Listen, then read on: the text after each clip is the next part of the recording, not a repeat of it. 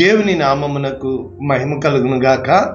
ప్రభునందు ప్రియులారా, మన ప్రభువు రక్షకుడునైన క్రీస్తు యేసు పరిశుద్ధ నామములో మీ అందరికీ శుభములు. ఈరోజు ప్రత్యేకింపబడిన దినము, అనగా 30వ తేదీ నవంబర్ మాసము 2024 సంవత్సరం. అంటే 11 నెలలు దేవుడు తన మహాకృపలో ఆ యొక్క దేవుని చిత్తములో నిన్ను నన్ను సజీవ లెక్కలో ఉంచి ఈ సంవత్సరము చివరి మాసంలో, డిసెంబర్ మాసంలో, పండుగల మాసంలో ప్రవేశించి కొత్త సంవత్సరం 365 రోజుల వాగ్దానములు నీ కొరకు ఎదురు చూస్తూ 365 పేజీల ఒక కొత్త పుస్తకం నీ జీవితంలో దేవుడు ఇవ్వబోతున్నాడు. దేవుడు మంచివాడు, దేవుడు మేలు చేసేవాడు, దేవుని యందు అన్యాయము, పక్షపాతము ఏమీ లేవు. ఈరోజు ఆయన నిన్ను ప్రేమించి నీకు ఇస్తున్న అద్భుతమైన వాగ్దానము, లేకపోతే నిన్ను దేవుడు ఆహ్వానిస్తున్న వాగ్దానము ఏంటో తెలుసా? నేను నిన్ను తీసుకుని ముద్ర ఉంగరముగా చేతును. మరి ఆయన తీసుకోవడానికి అంగీకరిస్తావా? హగ్గయి 2:23 పూర్తి వచనము ఈ విధంగా ఉంది. నా సేవకుడువు షయల్తీయేలు కుమారుడువునైన జెరుబ్బాబెలు, నేను నిన్ను ఏర్పరచుకుని ఉన్నాను గనుక ఆ దినమున నేను నిన్ను తీసుకుని ముద్ర ఉంగరముగా చేతును. ఇదే సైన్యములకు అధిపతియగు యెహోవా వాక్కు. చూసారా, హగ్గయి గ్రంథము ఎంత గొప్ప గ్రంథం అంటే 2 అధ్యాయాలు ఉన్నాయి. వీరు ఆ బబులోను చెరకు అప్పగింపబడిన తరువాత ఆ హగ్గయి ప్రవక్త వ్రాస్తున్న కార్యాలన్నమాట. ఇర్మియా గ్రంథంలో మనము ఈయన పేరు చూడగలుగుతున్నాం. అయితే ఇంగ్లీష్లో ఒకసారి చూస్తే new international version, Haggai chapter 2 verses 23, on that day, ఆ దినమున, డిక్లేర్స్ ద లార్డ్ ఆల్మైటీ, సైన్యములకు అధిపతి యెహోవా ఇలాగు ప్రకటిస్తున్నాడు, ఐ విల్ టేక్ యూ, నేను నిన్ను తీసుకుంటాను, మై సర్వెంట్ జెరుబ్బాబెల్ సన్ ఆఫ్ షయల్తీయేల్, నా సేవకుడు అయిన జెరుబ్బాబెలు, మరి షయల్తీయేలు కుమారుడా. ఏమంటున్నాడు? డిక్లేర్స్ ద లార్డ్, యెహోవా సెలవిస్తున్నాడు, and I will make you like my cyanide ring, for I have chosen you, declares the lord almighty. నేను నా ముద్ర ఉంగరముగా చేసుకుంటాను, నేను నిన్ను ఏర్పరచుకుని ఉన్నాను, సైన్యములకు అధిపతి యెహోవా సెలవిచ్చున్నాడు. అంటే 2 పదాలు మనం ఇక్కడ చూస్తే, I will take you and I will make you. చూసావు, నేను నిన్ను తీసుకుంటాను, నేను నిన్ను తయారు చేస్తాను. కనుక ఈ హగ్గయి 2వ అధ్యాయం మీరు చూశారు, 23 వచనాలు. ఎంత బాగా ఈ అధ్యాయం రాయబడింది అంటే, the coming glory of God's house, అంటే దేవుని మందిరానికి కలగబోచున్న గొప్ప మహిమ. మొదటి 9 వచనాలు. తర్వాత blessings for a defiled people, ఆ అపవిత్రపరచబడిపోయినటువంటి ప్రజలకు గొప్ప ఆశీర్వాదాలు. 10వ వచనం నుంచి 19.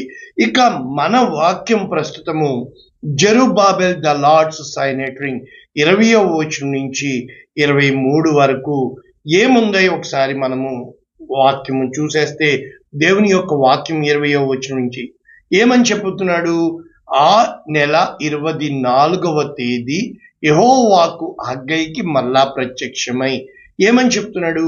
యూదా దేశపు అధికారి యగు జెరుబ్బాబెలుతో ఇట్లనము, ఆకాశమును భూమిని నేను కంపింపచేయుచున్నాను, రాజ్యముల సింహాసనములను నేను క్రింద పడవేస్తున్నాను, అన్యజనుల రాజ్యములకు కలిగిన బలమును నాశనమును చేస్తాను అని చెప్పుతూ ఇక్కడ దేవుని యొక్క గొప్ప వాగ్దానము చెప్పబడుతుంది. నా సేవకుడు షయల్తీయేలు కుమారుడు అయిన జెరుబ్బాబెలు. ఇక్కడ మనము ఒక్కసారి లోతైన వాక్యాలు మనము నేర్చుకుంటున్నాము కనుక ఇక్కడ వీళ్ళు ఏమి రాశారు అన్నది మనం చూస్తే, ఈరోజు మనము నేర్చుకుంటున్న వాక్యము టేకింగ్, నేను నిన్ను తీసుకుని, లకాచ్ అని రాయబడింది. లకాచ్ అంటే అర్థం ఏంటంటే టు టేక్, తీసుకోవడము. సీజ్ అంటే ఏంటి, ముద్రించడము. రిసీవ్ అంటే పొందుకోవడము. అక్వైర్ అంటే సంపాదించుకోవడము. బై అంటే కొనుక్కోవడము. బ్రింగ్ అంటే తీసుకొని రాబడము. మ్యారీ అంటే పెళ్లి చేసుకోబడము. యాక్సెప్ట్ అంగీకరించబడము. ఇన్ని పదాలు రాస్తూ ఎందుకు చెప్తున్నాను ఈ పదము అని అంటే, ఇక్కడ గొప్ప వాక్యము దాగి ఉంది. వాళ్ళు ఏమి చెప్పడానికి ప్రయత్నిస్తున్నారు? ఇక్కడ వాళ్ళు కామెంటరీ రాస్తూ మనము లోతైన వాక్యంలోనికి వెళ్లే ముందు ఆన్ దట్ డే, ఆ దినమున, అంటే ఒక ప్రత్యేకింపబడిన దినము దేవుడు నిర్ణయించాడు. ఏమని చెప్పబడుతుంది ఇక్కడ? I will take you Zerubbabel son of షయల్తీయేల్.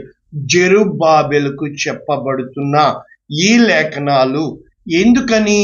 My servant, దేవుడు చెప్తున్నాడు, మోషే నా సేవకుడు, ఆ విధముగా జెరుబ్బాబెలు నా సేవకుడు. మొట్టమొదటి స్టేట్మెంట్ ఏంటి? I will make you like A cyanide ring. నేను నిన్ను ముద్ర ఉంగరముగా. దేనికి గుర్తు ఇది అంటే symbolises the authority and authenticity. అంటే గుర్తింపునకు మరియు అధికారమునకు సూచనగా ఈ రింగ్ ఉంటుంది అన్నమాట. అంటే సీల్ వేసే విధముగా. కాబట్టి దేవుని యొక్క గొప్ప కృప. తర్వాత for I have chosen you, పిలువబడిన వారు అనేకులు, ఏర్పరచబడిన వారు కొందరే, నేను నిన్ను ఏర్పరచుకుని ఉన్నాను. కాబట్టి వ్యక్తిగతముగా ఇక్కడ మనకి చెప్పబడుతున్నట్లు చూస్తున్నాము. ఇది లేఖనము. అయితే మనం ఇప్పుడు వాక్య భాగాల్లోనికి వెళ్తే, మరి ఈ జెరుబ్బాబెలు కోసము జకర్యా గ్రంథంలో 4వ అధ్యాయం 6వ వచనం, జెరుబ్బాబెలునకు ప్రత్యక్షమగు యెహోవా వాక్కు. జకర్యా ప్రవక్తతో చెప్తున్నాడు ఏమని? శక్తి చేతనైనను బలము చేతనైనను కాక నా ఆత్మ చేత ఇది జరుగునని సైన్యములకు అధిపతియగు యెహోవా సెలవిచ్చుచు, గొప్ప పర్వతమా, జెరుబ్బాబెలును అడ్డగించుటకు నీవు ఏమాత్రపు దానవు, చదును భూమి వగుదువు. కృప కలుగునుగాక అని జనులు పలుకుచుండగా, కేకలు వేయుచుండగా. కాబట్టి జెరుబ్బాబెలు మందిరపు పునాది వేసిని ప్రారంభించిన వాడే మందిరము ముగిస్తాడు. కాబట్టి దేవుడు తెలుసుకుని, అంటే నేనే అని చెప్పి తెలియపరచున్నట్లు మనం చూస్తున్నాం. ముద్ర ఉంగరము. కొంచెం ఒక వాక్యం చూసుకుని లోతుగా మనం వెళ్ళిపోతే, ఇర్మియా గ్రంథము 22వ అధ్యాయము. ఈ అధ్యాయం అంతా యెహోయాకీను ఏ విధముగా దేవునికి అవిధేయత చూపించాడో, దేవుడు అతన్ని కొట్టివేసి ఉన్నాడో, అతని కోసము చెప్పబడుతూ ఎంతగా హెచ్చించుకున్నారు అంటే, వారికి వారు ఇక్కడ 23వ వచనంలో చెప్తూ, లెబానోను నివాసిని, దేవదారు వృక్షములలో గూడు కట్టుకునిన దానా, ప్రసవించు స్త్రీకి కలుగు వేదన వంటి కష్టము నీకు వచ్చినప్పుడు నీవు బహుగా కేకలు వేయుదువు కదా అని చెబుతూ యెహోవా సెలవిచ్చినదేమనగా, యూదా రాజైన యెహోయాకీము కుమారుడగు కొన్యా. అక్కడ షయల్తీయేలు కుమారుడైన జెరుబ్బాబెలు, ఇక్కడ యూదా రాజుకు యెహోయాకీము కుమారుడైన కొన్యాతో చెప్పబడుతుంది ఏంటో తెలుసా? నా కుడి చేతికి సిక్కా ఉంగరముగా ఉండినను దాని మీద నుండి నిన్ను ఓడదీసేదనని. చూసా, అక్కడ తయారు చేస్తానంటున్నాడు, ఇక్కడ ఓడదీసేస్తున్నాడు. నీ ప్రాణమును ఎవరు తీయజూచుచున్నారో, నీవు ఎవరికి భయపడుచున్నావో, అనగా బబులోను రాజైన నెబుకద్రెజరు చేతికి, కల్దీయుల చేతికి నిన్ను అప్పగించుచున్నాను, మీరు విసిరివేయబడతారు అని చెప్పి అక్కడ ఏ విధముగా, అంటే ఎలా చెప్పుతున్నాడో తెలుసా? ఓటికొండ, హేయమైన ఓటికొండ వంటి వాడా, పనికి మాలిన ఘటమా అని చెప్పి. అంటే ఘటము ఎందుకు చెప్పానంటే, ప్రభునందు ప్రియులరా, దేవుని యొక్క వాక్యం మనకి సెలవిస్తుంది. యెషయా గ్రంథము 64వ అధ్యాయము 8వ వచనం మనకందరికీ తెలిసిన వాక్యాలే నేను మీకు చెప్పడానికి ప్రయత్నిస్తున్నాను. యెహోవా నీవే మాకు తండ్రివి, మేము జిగటమన్ను, నీవు మాకు కుమ్మరి వాడవు, మేమందరము నీ చేతి పని అయి ఉన్నాము. కనుక ఇక్కడ చెప్పబడుతూ ఇర్మియా గ్రంథము 18:6, ఇశ్రాయేలు వారలారా, ఈ కుమ్మరి మంటికి చేసినట్లు నేను మీకు చేయలేనా? ఇదే యెహోవా వాక్కు. జిగట మన్ను కుమ్మరి చేతిలో ఉన్నట్లుగా ఇశ్రాయేలు వారలారా, మీరు నా చేతిలో ఉన్నారు. ఇంకొక వాక్యం చూసుకుందాం. యెషయా గ్రంథము 45వ అధ్యాయము 9వ వచనంలో దేవుని యొక్క వాక్యం, మంటి కుండ పెంకులలో ఒక పెంకయుండి తన్ను సృజించిన వానితో వాదించు వానికి శ్రమ, జిగట మన్ను దాని రూపించు వానితో నీవేమి చేయుచున్నావని అనదగునా? వీనికి చేతులు లేవని నీవు చేసినది నీతో చెప్పదగునా? ఎందుకు ఇన్ని వాక్యాలు చదివాను అని అంటే, ఆయన ఏమంటున్నాడు? నేను నిన్ను తీసుకుని I will take you and I will make you, నేను నిన్ను చేస్తాను. ఈ వాక్యాలు ఎక్కడున్నాయి మనం చూస్తున్నాం కదా. యెషయా 43:1, యాకోబు నిన్ను సృజించిన వాడగు యెహోవా, ఇశ్రాయేలు నిన్ను నిర్మించిన వాడు ఇలాగు సెలవిచ్చుచున్నాడు.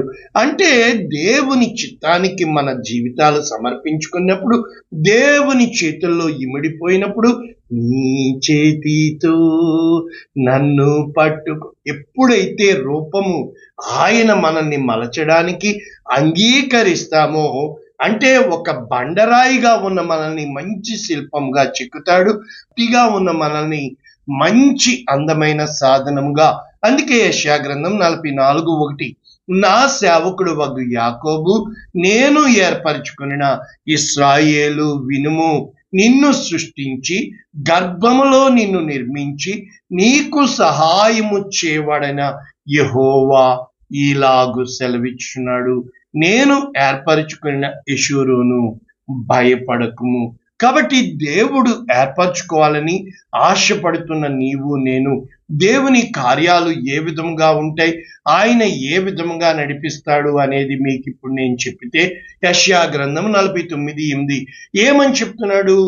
సేవకునితో అనుకూల సమయమందు నేను నీ మొర ఆలకించి నీకు ఉత్తరమిచ్చితిని, రక్షణ దినమందు నిన్ను ఆదుకుంటిని, బయలు వెల్లుడి అని బంధింపబడిన వారితోనూ బయటికి రండి అని చీటిలో ఉన్న వారితోనూ చెప్పుచు దేశమును చక్కపరిచి పాడైన స్వాస్థ్యములను పంచిపెట్టుటకు నిన్ను కాపాడి ప్రజలకు నిబంధనగా.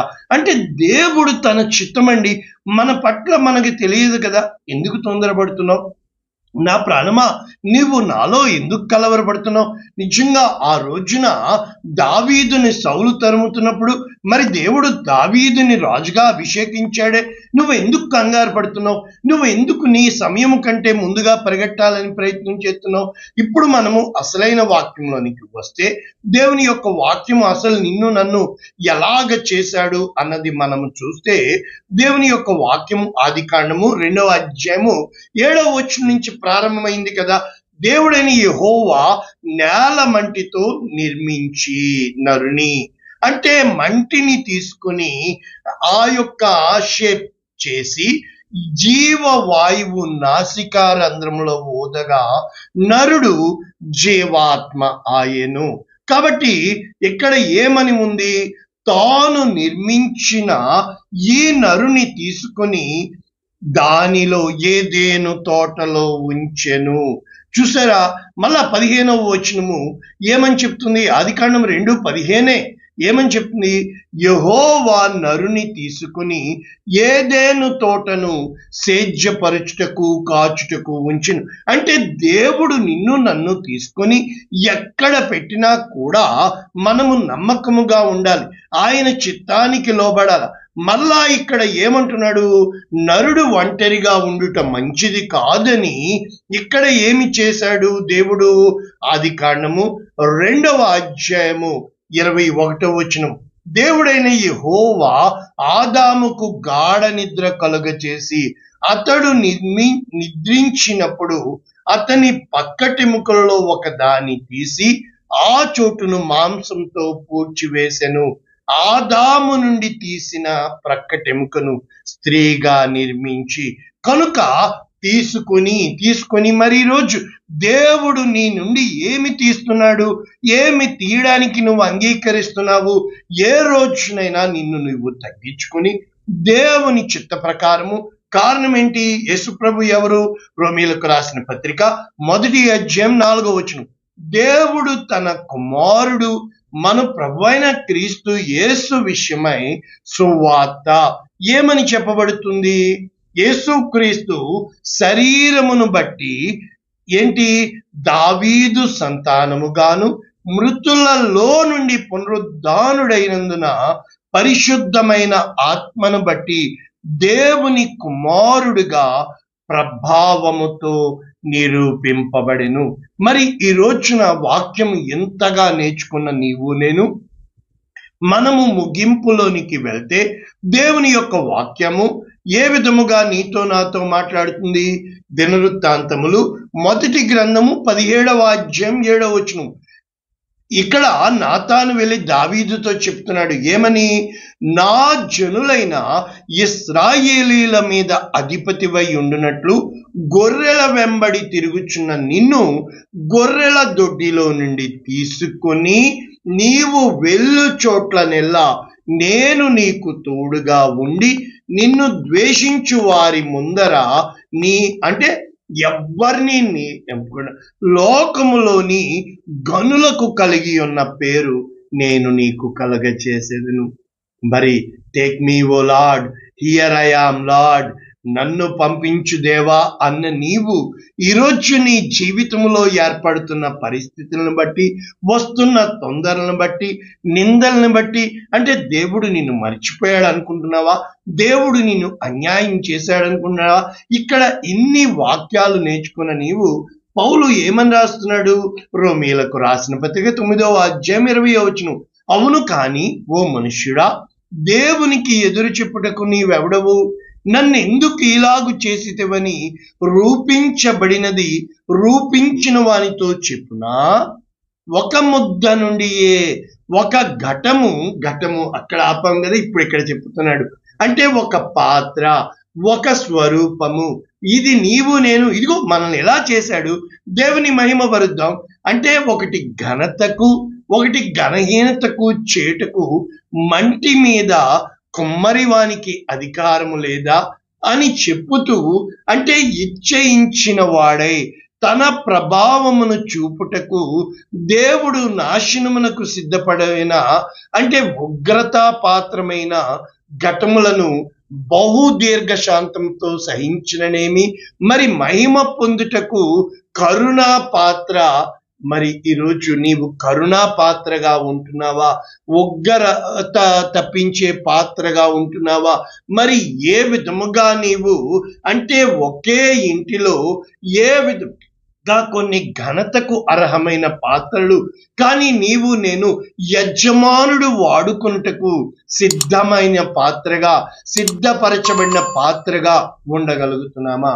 ఈ రోజున వాక్యం వింటున్న నీవు ఇంకా నేను అంటున్నావా? ఇంకా నేను, నా కుటుంబము, నా బిడ్డలు అంటున్నావా?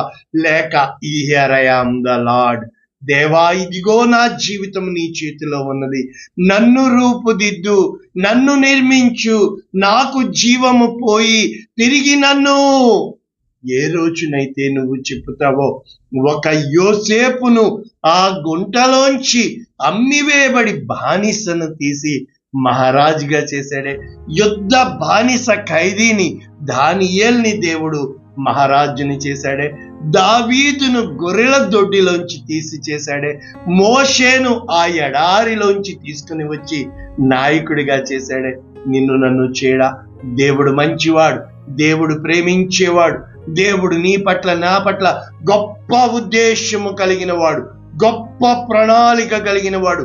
దేవునికి అసాధ్యమైనది ఏదీ లేదు. ఎంతకాలము దేవుడు దేవుడు దేవుడు దేవుడు దేవుడు ఆయన ఆది ఆయనే, అంతము ఆయనే.